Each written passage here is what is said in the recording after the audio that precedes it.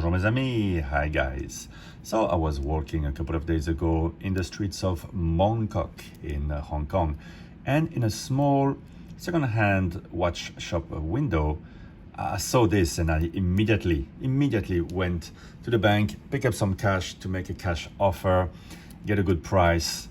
Apparently the retail for these, my friend Ben from the YouTube channel Tocante found a website indicating an MSRP of 6,500 euros.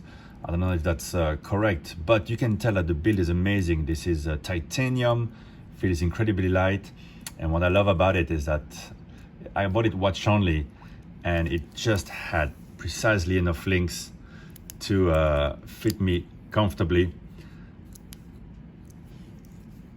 Little bit of wiggle room when your wrist is nice and cool like right now, but outside it's gonna feel, it feels perfectly.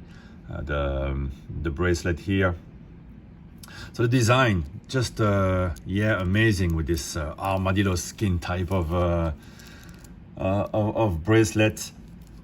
Reminds you of a design of Independence, you know, something very original. Reminds me of the actually the H. Moser watches that just came out, sports watches, and this was from back in the 90s. This was a great design. So Porsche used to have the watches made by AWC, and this one here I believe was made by Eterna before Porsche I think went in-house with the production of their timepieces.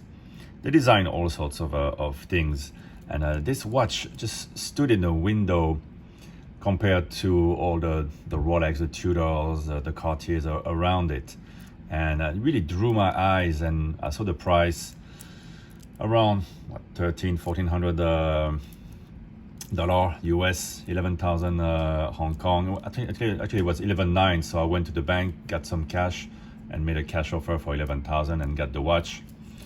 It's in pristine condition, suits me perfectly, and just such a cool watch that maybe in picture I would not have been drawn to as much, but in person the fit and finish of the crystal, I don't know, there's something special. And then you have the fade of the tritium. This is natural patina, this is not a color. It was white before. You see Swiss made with a little T. So it's a diver, 300-meter diver, 990 feet. Only the Germans always put it very precisely. 990 feet. The date window is really well done there. Today is the 1st of July. It's running an ETA, and I think 2824-2 on this one, and it's very accurate. Well, like an ETA is within COSC. After so many years, I don't know if it's been serviced or not. The bezel, because this is a diver, it's a unidirectional.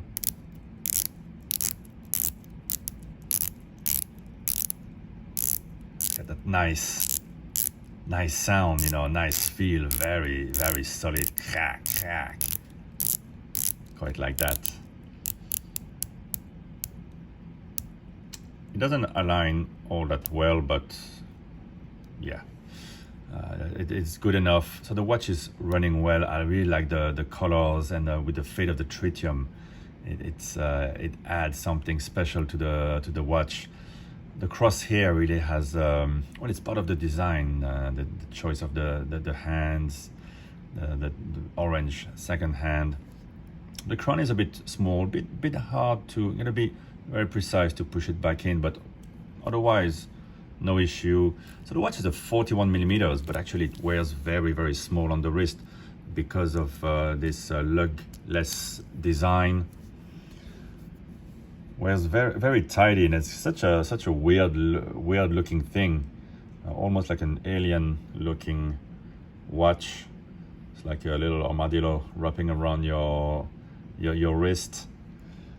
Really a piece of design that reminds you of some independence of today, and but back then probably it was a very cool thing to have. I remember some Porsche Design items.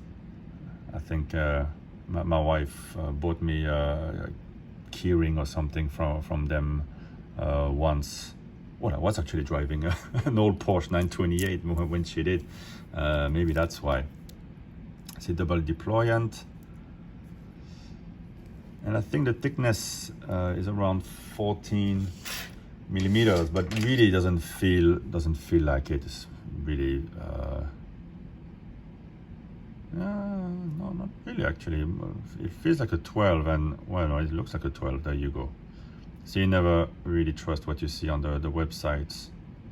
I see just 12, and there's barely any thickness added with the crystal. Look at the reflections. And it's a watch you have to see in person. There's such a feel of something special, quality made with this watch. Everything is so smooth. You don't really see all that many quality designs, or you might see them very cheaply made. To have something, a little memento of the late 90s, I think it's quite nice. I'm sure some of you know more than I do about these, so please share with us in the comments what you know about these watches, about Porsche Design, the history of it. You can find some of these. If you want to find this one, you have to look for Porsche Design by Eterna. You can find previous models done by IWC, and probably later one done in-house by Porsche Design themselves. But really, this shows that you don't really have to spend a fortune. You know, I paid a cash price there. I offered 11,000 Hong Kong dollar, which is what, 1,400 US. How can you go wrong? How can you get something so cool? It's the price of a nice Seiko diver, and I think you get something a bit more special there to add to the collection. It's definitely a collector's piece, but super wearable every day, any day. Well, let me know what you think in the comments, and if you know there's a few things you want to share about the model, please add it to the comments. Thanks for watching, guys. Bye bye.